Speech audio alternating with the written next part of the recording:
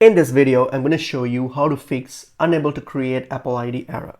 So on your iPhone here, firstly, go to the settings. Once you're on the settings option here, go to the VPN and make sure you're not connected to any VPN. If you're connected, just turn it off. Once that's done, go to your general option here, tap on the general option and go to software update. Click on software update and see if there is any software update. If it's a update your software. Once that's done, and now what we're going to do is you're going to go open up Safari and then type in this link here, which is Apple ID. Okay, appleid.apple.com.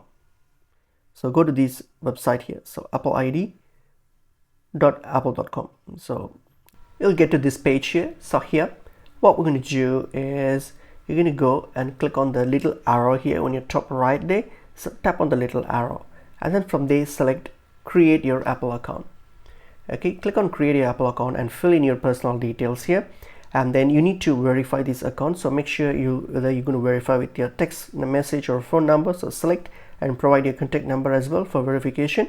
Once everything you have filled up, hit on continue and complete creating the accounts with the verification as well.